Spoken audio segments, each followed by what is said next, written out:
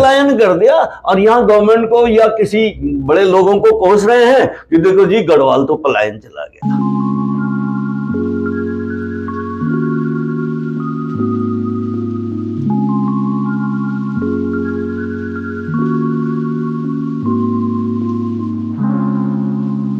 गांव में लोग रह रहे हैं ना जी, उसका क्लास 3rd में बाहर वालों ने सिलेक्शन कर दिया कि कुछ नहीं है, ये पहाड़ में रहता है, गांव में एडवांस व्यक्ति नहीं है। लेकिन जब जो शांति, जो सुकून, जो स्वच्छता, जो हवा, जो पानी, अरे हमने क्या करना है मिनरल वाटर का। आप तो दिन में 4 बोतल पानी पीते होंगे तो 100 रुपए तो आपके घुस गए, हमें क्या लेना है? हम तो धारा नवाला से पानी लाए और मस्त भी रहे, घी की जगह भी वही पानी काम करे।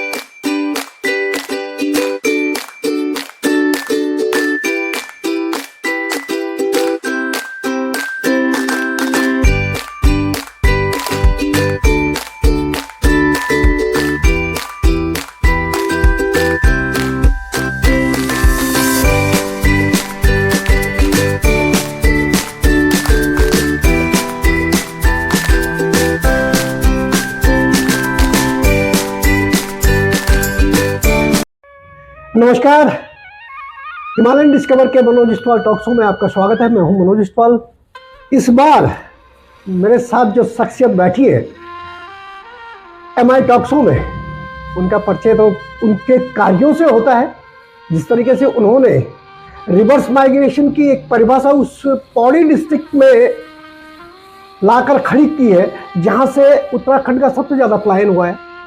इस तरीके से उनके क्वालिफाइड लड़के गांव आकर चिनवाई राणा के उस पहाड़ को खोदते हैं, किस तरीके से उस पहाड़ पर को सरसब्ज करके उस पर एक नई दुनिया, एक नई बिछात बिछाते हैं, उस पर चर्चा करेंगे। मेरे साथ है, बड़े आदर के साथ कहूँगा, दिनेश रावत जी। बहुत बहुत स्वागत आपका। नमस्कार। बहुत बहुत स्वागत आपका हमारे MI टॉक शो में। दिनेश जी, ये बताएं किस तरीके से मन हुआ, बच्चों का कैसे मन हुआ कि वो वापस बड़ी बड़ी नौकरियां छोड़ के वापस घर आए और घर में कुछ करें? शायद मैं पहले अपना परिचय दूं कि जी सीधे ही बताऊं? परिचय दीजिएगा आप। हाँ, मैं दिनेश रावत, वर्तमान में जो सरकार में दायित्व है ग्राम्य विकास एवं पलायन निवारण आयोग का सदस्य भी हूँ।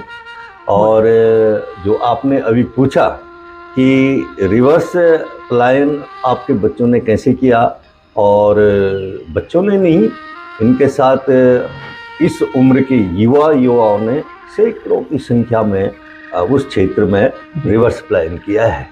तो इनका उद्देश्य यही था इस्टवाल साहब कि हम क्यों ना अपनी भूमि पर, जहाँ हमारी मातृभूमि है, और वहाँ पर हम कुछ ना कुछ ऐसा करें कि जो आजकल के भीड़ भाड़ वाले इलाकों से हम दूर रहें, शांति से भी रहें और अपनी अच्छी आय भी कमाएं और लोगों को भी उसके अनुसार जोड़ें।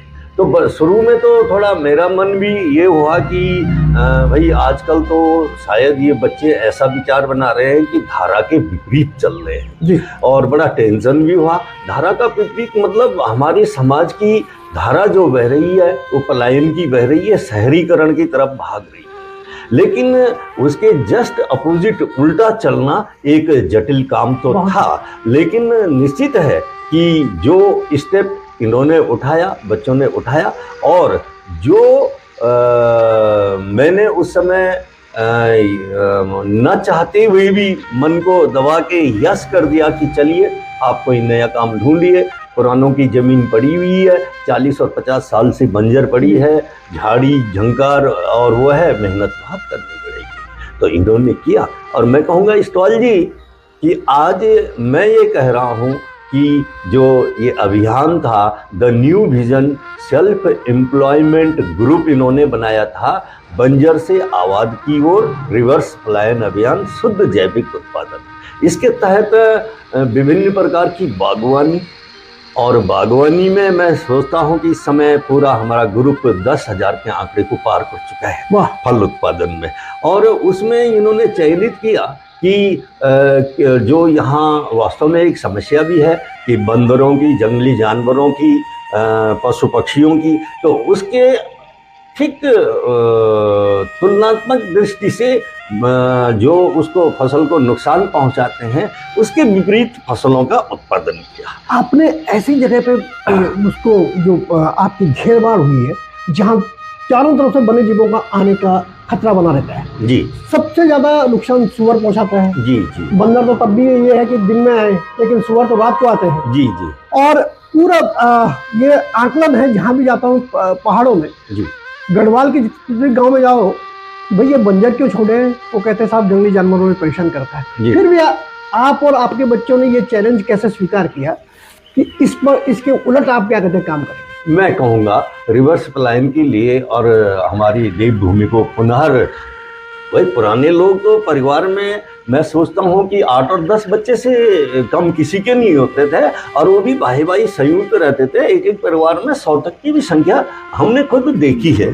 तो वो सारे खेती पे डिपेंड थे, आर्थिकी में अन्न की दृष्टि से बहुत हाई फाई थे। और जिसको 2 जोड़ी बैल जिसके घर में बंधे हैं, गुठार में बंधे हैं, उसको बोलते हैं बस सबसे बड़ा जमींदार है। और वो हाँ, आपने कहा कि जंगली जानवर मैंने अभी कहा था कि ग्रुप ने 2 वर्गीकरण किया। शेड्यूल ए में जो है जिन फसलों को जानवर कोई भी नुकसान नहीं पहुंचाता, और शेड्यूल बी में जिनको नुकसान पहुंचाता है। तो शेड्यूल बी वाली फसलों पे हमने कोई भी काम नहीं किया। तो ग्रुप ने जो काम किया वो किया शेड्यूल ए के, जैसे आप अदरक हो गया, हल्दी हो गया, आपका सिट्रस में कागजी नींबू हो गया, आपका दालचीनी हो गया, आपका आंवला हो गया, और इसी प्रकार से चौलाई जो बहुत अच्छे रेट भी मिलते हैं और बहुत अच्छी होती है, दलहन में गहत हो गया। तो इनको कोई भी जानवर नुकसान नहीं पहुंचाता। इस प्रकार से 2 दर्जन से अधिक फसलें ऐसी हैं कि कोई भी जानवर उनको नुकसान नहीं। क्या बात है, क्या बात, बहुत सुंदर। सबसे बड़ी बात है कि पहाड़ में ढोना होता है, शिक्षा, पानी, ये पेयजल की सबसे बड़ी दिक्कत है। फिर आपने तो ठेठ पहाड़ चुना है, कैसे वहाँ लाइट पहुँचाएंगे आप? सबसे बड़ा देखो, आजकल सरकार ने बहुत सुविधाएं दे रखी है, थोड़ा मंथन करने का है, उसकी तरफ जाने का है कि क्या सुविधाएं हमें हैं। लेकिन इस्टॉल साहब, एक बात मैं आपसे कह दूं, किसी भी काम को करने से पहले ये सोच लो, कड़ी मेहनत, डेडिकेशन चाहिए। बिल्कुल, कड़ी मेहनत, और दूसरा धैर्य। बिल्कुल कि मैंने आज मेहनत की और शाम को मुझे मिला नहीं, उसके लिए धैर्य रखना पड़ेगा। हिम्मत और धैर्य और कड़ी मेहनत आप करेंगे, लगन से करेंगे, निश्चित हर काम में आपको सफलता मिलेगी। घंडियाल जैसे कलजीखाल ब्लॉक पौड़ी गढ़वाल के एक रमणीक जगह है, 5,500 फीट पे चिनवाड़ी का डांडा, घंडियाल डांडा। तो उसकी कम से कम मैं सोचता हूँ आज जो हम आबाद कर चुके हैं, कंबाइन खेती है वहाँ, सभी लोगों को राजी करके, और कुछ अपनी भी खेती थी, उनसे एक ग्रुप में शामिल करके संयुक्त रूप से अलग अलग क्षेत्र में काम कर रहे हैं। और मुझे नहीं लगता कि अगर हम शेड्यूल ए की फसलों को उत्पादन करेंगे तो रेट भी बहुत अच्छे हैं, और मुझे नहीं लगता कि जंगली जानवर इतना अधिक उसमें नुकसान करेंगे और किसी का धैर्य तोड़ने में वो सक्षम हो पाएंगे। वाह, तो भाई दिनेश रावत जी की ये बातें सुनने में जितनी अच्छी लग रही है, चलो देख लेते हैं।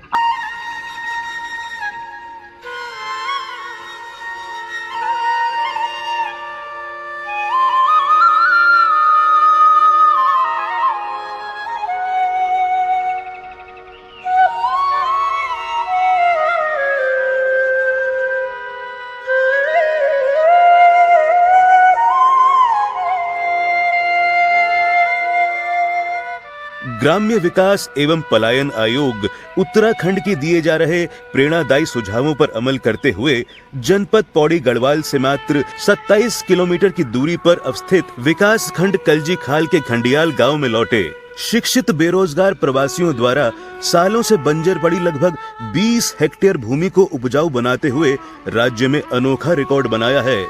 प्रवासियों द्वारा गठित the new vision self employment group के माध्यम से पर्यटन क्षेत्र के साथ साथ मिश्रित खेती को भी बढ़ावा दिया जा रहा है। प्रवासियों के इस पहल से पहाड़ी उत्पादों एवं पर्यटन को एक अलग ही पहचान मिल रही है। युवा प्रवासियों की इस मुहिम को देखने के लिए ग्राम्य विकास एवं पलायन आयोग उत्तराखंड के माननीय उपाध्यक्ष डॉक्टर SS नेगी जी खुद कार्यस्थल पर पहुंचे। माननीय उपाध्यक्ष जी द्वारा प्रवासी युवाओं के माध्यम से किए जा रहे स्वरोजगारी उद्यमों का स्थलीय अनुश्रवण कर सराहना की गई। इस दौरान माननीय उपाध्यक्ष जी द्वारा युवाओं से मिश्रित खेती में जड़ी बूटी तथा पर्यटन क्षेत्र में ट्री हाउस व हैंगिंग हाउस जैसी एक्टिविटी को भी बढ़ावा दिए जाने को कहा गया। युवाओं के मनोबल को प्रबल करने के लिए ग्राम्य विकास एवं पलायन आयोग उत्तराखंड के शोध अधिकारी श्री GB चंदानी जी द्वारा भी युवाओं की इस अनोखी पहल की भूरी भूरी प्रशंसा की गई। राजमा का पौधा है, इस पे एक दाना हमने बोया था और इसको डिस्टेंस के हिसाब से तकनीकी तौर पे जुगाड़ के हिसाब से लगाया था, तो इसका 200 से 300 गुना अधिक उत्पादन है। एक पेड़ जो हमारा ये है पौधा, ये 2 kg राजमा हमें उत्पादन देता है। तो ये 15 से 16 फुट हाइट के उसमें जाएगा। और ये जो फल लग रहा है, ये 3 फलों का, एक जो मक्के का फल है इसकी हाइट होगी पूरा 1.5 फुट। ये हमारा पूलम का पेड़ है। ये अभी इसका लगभग 2 साल का पेड़ भी नहीं है। हाँ जी, अभी भैंस की दाल है। तो इसमें जो हमारा प्रयोग चल ही रहा है कि पौधे से पौधे के बीच की दूरी जो बना के रख रहे हैं, तो इसमें इतना है कि इसका 1000 गुना, एक बीज पर 1000 गुना ज़्यादा उत्पादन हो रहा है।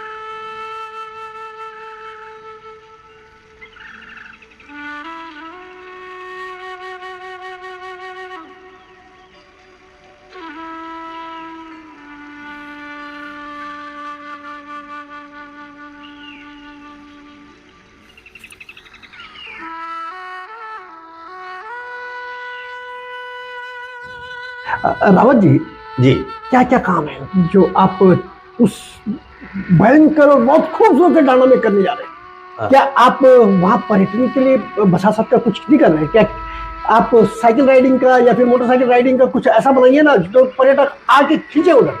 हाँ इस्टॉल जी, आपने बहुत ही अच्छी बात ये कही। मैं आपको संज्ञान में लाना चाहता हूँ कि, और ये भी कहना चाहता हूँ कि यदि पहाड़ में कोई व्यक्ति, युवा ये कहे कि मैं केवल खेती पे निर्भर होके अपनी आजीविका चला दूंगा, तो असंभव बात है। आज 2 मूल हैं, एक तो खेती के साथ साथ आपका बागवानी में बहुत ऊंचा भविष्य है। हिमाचल की तर्ज पे आज हिमाचल के लोग, ये नहीं कि वहाँ पलायन नहीं हुआ है, लेकिन वहाँ परमानेंट पलायन नहीं हुआ है। आज वो अगर 5-6 महीने बाहर रहते, 5-6 महीने सेब के सीजन पे वापस आ जाते। तो निश्चित इतनी योजनाएं सरकार के द्वारा हैं, लेकिन कोई एक योजना पे डिपेंड रहे, मैंने सेब का बगीचा लगा दिया, नींबू का बगीचा लगा लिया, तो इसी से मेरी आर्थिकी पूरी चल जाएगी और मेरे प्रदेश का स्वाभिमान बढ़ जाएगा या मेरा स्वाभिमान बढ़ जाएगा, यह असंभव है। इसके साथ साथ आपको विकल्प ढूंढने पड़ेंगे। अब हमने उस जमीन में सबसे पहला विकल्प ढूंढा कि ये फलदार वृक्षों की बेल्ट बहुत बढ़िया बन सकती है। और नंबर 2 विकल्प ढूंढा हमने कि इसमें खेती के साथ साथ बागवानी। और आज मैं आपको बता दूं कि हमारे ग्रुप के स्वयं के आर्थिक योगदान व सरकारी योगदान से आज हमने उस 5,500 फीट पे 80 लाख लीटर की कैपेसिटी के रेन वाटर हार्वेस्टिंग बना दिए हैं और 80 लाख लीटर पानी एट ए टाइम एक बारिश में इकट्ठा हो जाता है। इतना हो जाता है? इतना हो जाता है। उसके साथ साथ हमने सोलर व्यू पे लिया कि सोलर की बहुत अच्छी, पहाड़ में तो मैं सोचता हूँ कि हर जगह सोलर का व्यू है। जो दक्षिण या अधिकतर व्यू हमारे यहाँ से है, पूरब और दक्षिण मुखी है, तो बहुत अच्छा व्यू है जिसमें कि सरकार भी बहुत अच्छा काम कर रही है। तो हमने एक सोलर प्लांट लगाने का भी उसमें अप्लाई भी कर दिया, काम शुरू कर दिया। अरे वाह! तो उसमें देखो एक आर्थिकी हमारी श्योर हो जाएगी कि हमें इतना रुपया, अगर हम 100 किलोवाट का लगाते हैं या 200 किलोवाट का लगाते हैं तो 70,000 रुपया पर 100 किलोवाट हमारी मंथली इनकम आ जाती है। तो हम अन्य कोई भी रिस्क ले सकते हैं। नंबर 2 पर्यटन के क्षेत्र, पर्यटन के क्षेत्र में जो हमारे ग्रुप ने है मड हाउस होम स्टे बनाने शुरू कर दिए हैं, लगभग तैयार होने वाले हैं। वहाँ हिमालय व्यू है और आपके वहाँ जंगल ट्रैक है, आपके वहाँ सर्किट बहुत बढ़िया है, जो हम कहेंगे कि धार्मिक सर्किट। धार्मिक सर्किट में घंडियाल से आप चलेंगे तो वहीं पे माँ राजराजेश्वरी का मंदिर, सतपुली की तरफ चलेंगे तो सांगड़ा देवी मंदिर, उधर ज्वालपा धाम, और उधर खैरालिंग, और उधर से आप आ जाइए तो अदवानी में ऊपर महादेव जी का मंदिर, और उधर चले जाइए नासिर बिनसिर मंदिर, और उधर चले जाइए डांडा नागरजा, उसके नीचे उतर जाइए देवप्रयाग, और देवप्रयाग से रिटर्न। मतलब एक दिन में क्या 2 दिन का सर्किट तो हमारा ट्रैक जो है, बाइक ट्रैक कर लो चाहे गाड़ी से कर लो, वो हमारे पूरा धार्मिक एक सर्किट है, उस पे काम कर दिया है। रावत जी, क्या मड हाउस के अलावा आप कैंपिंग का भी व्यवस्था? बिल्कुल, कैंपिंग हमने शुरू कर दी है, और कैंपिंग का बहुत ही सुंदर रिस्पांस आज मिल रहा है कि आजकल के युवा युवतियां जो कपल के रूप में हैं, और विशेषकर आईटी सेक्टर में, वो शहरों से इतने ऊब चुके हैं, गर्मी से इतने परेशान हो चुके हैं, असुरक्षित, माफी चाहूंगा, आप भी ज्यादा तो भ्रमण ग्रामीण अंचलों में करते हैं, लेकिन आप भी अपने ऑफिशियल काम के लिए देहरादून में भी आते हैं, लेकिन जब सुबह उठते हैं तो सबसे पहले शायद आप हाथ जोड़ते हैं, ये भगवान आज का दिन सही कटे और कहीं पे कोई छुटपुट घटना न हो जाए सड़कों की, ये बुरी हाल। तो उसके लिए बहुत बढ़िया कैंपिंग चल रही है, उनके लिए पैदल ट्रैक है, बाइक का है और साइकिलिंग का है, और वहां पे नयार घाटी में आपका फिशरीज का है। तो आप जरा देखें आपका कि क्या क्या अभी है ये बात।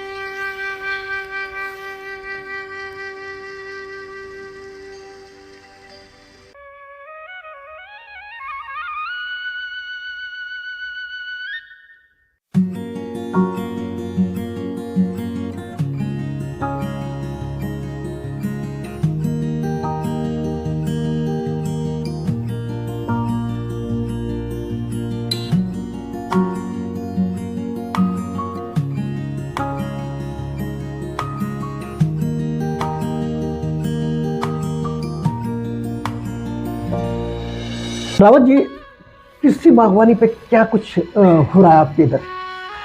कृषि पे मेन जो है पॉली हाउसेस, वो अच्छी एक योजना है, और उस योजना के तहत निश्चित काश्तकार की आर्थिकी बढ़ रही है, जिसमें हम आलू हो गए, मटर हो गए और बेमौसमी सब्जियों का बहुत बड़ा उत्पादन कर रहे हैं। वाह। और उनको मार्केट भी इतनी बढ़िया मिल रही है हाँ। कि बहुत अच्छे दामों पे वो जा रहा है। क्या बात। और उसके देखा देखी उस क्षेत्र के अधिकतर लोगों ने पॉली हाउस लगा के और अपनी आजीविका चलाने में सफलता भी ले रहे हैं और शुद्ध सब्जी और अपना घर का खर्चा चला रहे हैं। आपने पेड़ जो बागवानी के क्षेत्र में कौन कौन से पेड़ हाँ। आपने लगाए? जो हमारे पहाड़ में भले आज ग्लोबल वार्मिंग की तहत प्रकृति ने बहुत नुकसान दिया है। मतलब चेंज कर दिया हाँ है। जी। चेंज कर दिया जो 5,500 फीट पे कभी एक आम का पेड़ नहीं होता था, तो आज वहां आपको बता दूं मैं कि लदालद आम लग रहे हैं। लेकिन उसमें क्या है कि जब वो लास्ट सीजन ऑफ हो जाता है जुलाई के बाद सितंबर और अक्टूबर में वो आम पकते हैं, तो ज्यादा बारिश के कारण काले पड़ जाते हैं। उसकी मार्केटिंग की व्यवस्था नहीं हो पाती। लेकिन उसके हिसाब से हमें योजना बनानी पड़ेगी कि हमें क्या, आज संतरा है जी। तो संतरा आम का ठीक अपोजिट है जी। तो आम जहां होता है वहां संतरा नहीं हो सकता। हमारे यहाँ पहले संतरा होता था तो आम नहीं हो सकता। बिल्कुल। अब संतरा बिल्कुल नहीं हो रहा है तो आम हो रहा है, भले उसकी क्वालिटी और क्वांटिटी उतनी ज्यादा ना हो। तो बहुत परिवर्तन आया है। उसके तहत अब हमने कागजी नींबू पे विशेष फोकस रखा। अच्छा। तो कागजी नींबू के मैं सोचता हूँ कि इस समय 3,000 पेड़ फल देना शुरू कर चुके। अच्छा, मतलब फूल आ गए हैं इस बार? नहीं, दाने भी आ जाओ। हमने पिछले साल जो फ्लोरिंग हमने नहीं ली, हमने उनको तोड़ दिया। अच्छा। क्योंकि पेड़ पे उसका बुरा असर पड़ता है। तो हमने उसका क्या किया, इस साल से हम फ्लावरिंग लेना शुरू कर दिए। उसी के तहत हम आंवला पे मुरब्बा तैयार कर रहे हैं, बहुत खूब। आंवले पे अचार खुद तैयार कर रहे हैं। तेजपात हमारा अभी छोटा है लेकिन आने वाले समय में इसकी डिमांड भी बहुत बड़ी आएगी। काली हल्दी पे हम काम कर रहे हैं। आपके जो नेचुरल हमारी पीली हल्दी है, शुद्ध जैविक हल्दी, उसको हम बहुत बढ़िया मार्केटिंग भी कर रहे हैं। और मंडवा सिरी अनाज पे बहुत ही सुंदर हमने आपको संज्ञान में ला दूं। और शायद श्रोता दर्शकों को भी मैं निवेदन करूंगा कि सिरी अनाज में मंडवा एक सम्राट है। बिल्कुल है। खुदा तो उसको बोने में और उसको फसल लेने तक पहले बहुत मेहनत करनी पड़ती थी। पहले उसको बो, फिर उसकी छटाई करो, फिर उसमें दंदाला दो, फिर उसमें हल चिरा दो, फिर उसमें गुड़ाई शैली चलती थी ना। पहले सारे गांव के लोग खेतों में करते थे। हमने एक उसमें हमारा, आपको मैं ये भी संज्ञान में लाऊं, हमारा एक रिसर्च केंद्र भी है। वाह। तो हमने उस पर 3 साल का रिसर्च किया मंडवा पे। अब मंडवा को हम जैसे धान रोपाई होती है, ठीक उसी सिस्टम पे लगा रहे हैं। खेत तैयार कर दीजिए, आपके मई के महीने आप पौधा क्यारियों में बो दीजिए, बिजवाड़ जिसको बोलते हैं। उसके बाद आप उसको ठीक जून में लास्ट में बारिश शुरू होते ही उसको उखाड़ के और 1-1 फुट के अंतराल में आप उनको लगा दीजिए। उसमें हमें न कोई दोबारा हलचल लगाना पड़ता, न दंदोला लगाना पड़ता, न गुडाई करनी पड़ती, कोई मेहनत करनी ही नहीं पड़ती है और बहुत ही बढ़िया उत्पादन वो देता है।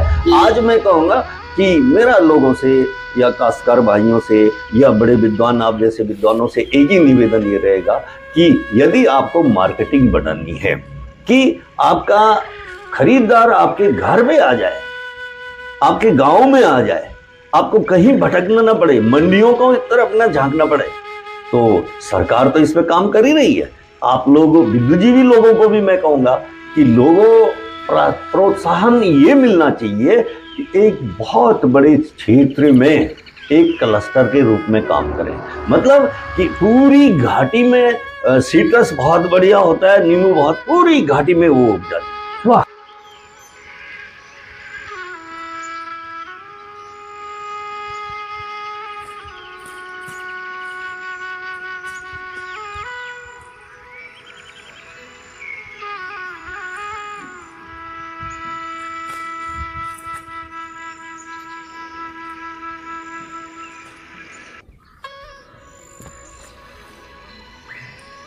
अब तलहटी क्षेत्र में जो आम होता है, ये कौन सा आम, बीजू आम, वाह। इसके के तो बहुत ही ज्यादा हाई फाई रेट में ये जाता है। आप कुछ मत कीजिए, तलहटी घाटी में पूरा आम कर दीजिए, कटहल कर दीजिए, इतनी ज्यादा मात्रा में हो कि वहां ठेकेदार खुद लेने आ जाए। अब मंडवा की बात है, एक क्लस्टर बनेगा एक ही क्षेत्र में, सपोज 50 हेक्टेयर 100 हेक्टेयर में आपने मंडवा का काम किया तो निश्चित है कहीं भी नहीं जाएगा कोई। आप थलीसैंड में देखेंगे कई गांव ऐसे हैं कि खरीदार स्वयं वहां पहुंच जाते हैं। बताइए थलीसैंड कितना दूर है, जबकि आपके हमारा तो बिल्कुल कोरलार से देहरादून से नजदीक है, 3 घंटे का रास्ता है।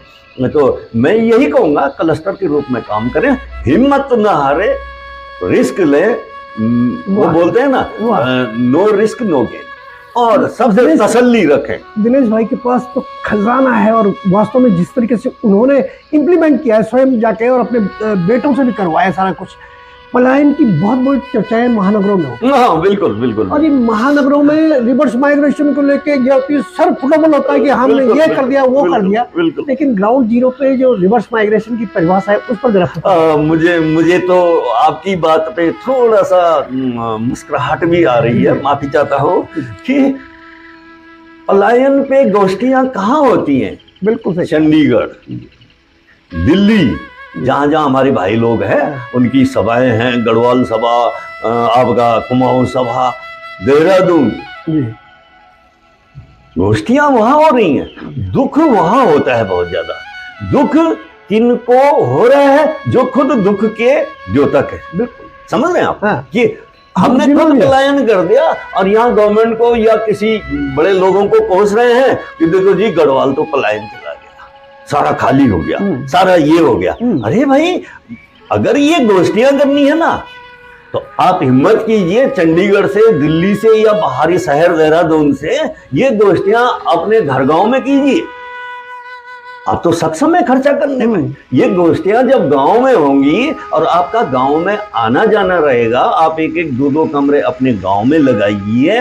गांव के जो कुछ लोग बचे हुए हैं गांव में उनको सहायता कीजिए, आर्थिक सहायता, कि मेरे मकान लगवाना भी है तुमने और तुमने देख रेख भी करना है, हम 5000 रुपया महीना देंगे। बहुत आधी चिंता तो इनकी पलायन की खत्म हो जाएगी। लेकिन आज क्या है भाई इस्टॉल जी, एक बात मैं समाज को कहना चाहता हूँ, बड़ा दुख होता है आज जो गांव में ना, आप बुरा तो नहीं मानते? नहीं क्यों, इसमें बुराई क्या वाली? तो आज जो गांव में लोग रह रहे हैं ना जी, उसका क्लास 3rd में बाहर वालों ने सिलेक्शन कर दिया कि कुछ नहीं है, ये पहाड़ में रहता है, गांव में एडवांस व्यक्ति नहीं है।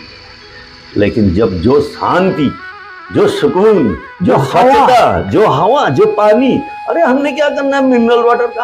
आप तो दिन में 4 बोतल पानी पीते होंगे तो 100 रुपए तो आपके घुस गए, हमें क्या लेना? हम तो धारा नवाला से पानी लाए और मस्त भी रहे, घी की जगह भी वही पानी काम करेगा। तो ये भावना बदलनी होगी। फिर आज जो सबसे बड़ी समाज में हमारी भावना होगी, पलायन क्यों हो रहा है? आपने ये नहीं पूछा और शायद पूछने वाले थे, मैं पहले ही बता दूं कि मैं तैयार था उसके लिए।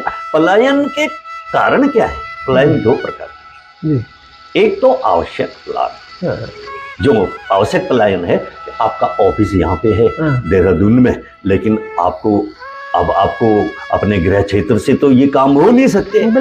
आपकी नौकरी देहरादून में है या दिल्ली में है, तो वो आवश्यकता है उस पलायन की। और पलायन होना भी एक जो है आगे बढ़ने का एक द्वार है, एक मार्ग है। हमारे आज पौड़ी जिले में पलायन सबसे ज्यादा हुआ है, लेकिन सबसे ज्यादा हाई फाई पोस्टों पे जो देश को संचालन कर रहे हैं वो पौड़ी जिले के और हमारे पहाड़ के बहुत ज्यादा लोगों का योगदान है। लेकिन वो तब हुआ जब उन्होंने पलायन किया, क्योंकि एक उसका तो, लेकिन ये सबके लिए आवश्यक नहीं है पलायन करना। अब ऐसा नहीं है, आपके यहाँ भीड़ भाड़ है तो अच्छे स्वास्थ्य केंद्र भी खुलेंगे, अच्छे शिक्षा संस्थान भी खुल रहे हैं। आज शहरीकरण कस्बों का हो रहा है।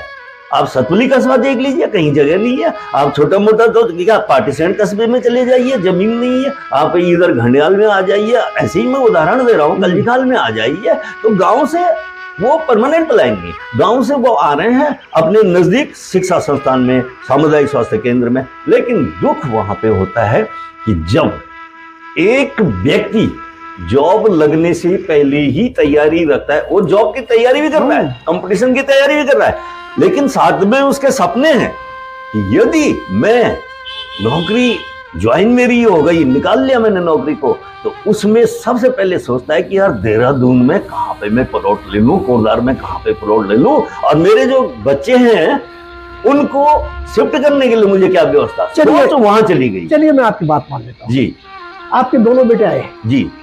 ठीक है, आपके दोनों बेटों की देखा देखी में कितने लड़के आ गए? बहुत अच्छा। बहुत बच्चे आए हैं, और वो बच्चे आए हैं जिन्होंने धारा के विपरीत चलना सीखा, एक दृढ़ विश्वास रखा और कठिन मेहनत की। आज बहुत बच्चे हमारे कृषि बागवानी में, मत्स्य पालन में, गोट में, कुक्कुट में, मशरूम में बहुत अच्छा काम कर रहे हैं। भले स्टार्टिंग है, धारा भी जब बहती है तो उसको बहने के लिए कुछ पानी तो वहीं समझ जाता है, आगे कंकड़ पत्थर भी बहाने पड़ते हैं, ताकत लगानी पड़ती है, लेकिन जिस दिन एक धारा ठीक से चलने लगेगी तो वो स्थिर हो जाता है और बहुत आगे तक पहुंचता है। तो इस्टॉल जी, मेरा लास्ट इसमें ये कहना था, आज समस्या ये हो गई कि अगर किसी बच्चे के लिए आप ये कह दो कि मेरा बच्चा या आपका बच्चा 1 लाख पर मंथ घर में कमाता है, ऐसे 8 घंटे काम करता है, उसके बाद सोता है, अपना खेलता है, अपना खूब ठीक अच्छी तरह से रहता है, उसके लिए लड़की चाहिए? नहीं मिलेगी। नेवर। एक बीपीएल फैमिली की भी लड़कियों की महत्वाकांक्षाएं हैं कि क्या आपका देहरादून, कोरदार या शहर दिल्ली में फ्लैट है? क्या आपकी सरकारी नौकरी है? अगर सरकारी नौकरी नहीं है तो फ्लैट है? बताइए। बोला ये कमाई इतनी है बच्चे की, बोला हमें कमाई से क्या करना है, हमारी बेटी तो घर में नहीं रहेगी, हमारा कोई काम घर में करेगा नहीं, वो खाना बनाना भी नहीं जानते। तो हमने कहा भाई ये तो बहुत विपरीत काम हो रहे हैं, हम इतने एडवांस लोग नहीं है, और जो जितने एडवांस कंट्रीज थी वो लोग वास्तविकता में आ गए हैं, खुद खाना बनाने लगे हैं, खुद वो करने लगे। आज लोगों ने जो पलायन की चर्चा चल रही थी, नंबर 1 तो था जो आवश्यक पलायन, नंबर 2 है जो जबरदस्ती का पलायन। अब आप रिटायर हो गए, आपकी स्वास्थ्य व्यवस्था सब कुछ पौड़ी शहर में या कोरदार शहर में सब कुछ है, आप दिल्ली देहरादून भागने की क्या फिराक में है, वो उसको कहेंगे हम जबरदस्ती का पलायन। तो ये जबरदस्ती का पलायन रोके और अपने पलायन करने को अपने स्टेटस न बनाए। वो स्टेटस बना रहे हैं लोग कि हम तो बाहर रहते हैं और मेरा तो सच्चाई है कि दिनेश रावत जी ने इतना कुछ एक प्लान हमारे सामने रखा, उनके बच्चे जिस तरीके से लाखों का रोजगार सृजन करके पूरे जता दिया कि हाँ ये आईना है पलायन का। जहां आपका दूसरा प्रश्न और अंत प्रश्न जो पीड़ा थी कि बच्चों को लड़कियां नहीं मिल रही शादी के लिए, वही मैं अभी भ्रमण में कांडाखाल साइड में गया था, वहां के लंबे लंबे बंजर खेतों को देख के मैंने कहा यहाँ जमीन मिलेगी क्या? सबने हाथ खड़े कर दिए और कहा कि यहाँ तो सब हरियाणा, मेरठ और मुजफ्फरनगर के लोगों ने खरीद ली है जमीन। तो ये आईना है उत्तराखंड के लिए जो अपने को पलायनवादी मानते हैं, जो रिवर्स माइग्रेशन के बारे में सोचता भी नहीं चाहते। आने वाले समय में जो 100 से 200 गज के मकान में रहते हैं उनके लिए ये हो जाएगा कि क्या उन्हें उत्तराखंड की इस देवभूमि में थोड़ी सी जगह मकान बनाने की उम्मीद मिलेगी। नमस्कार।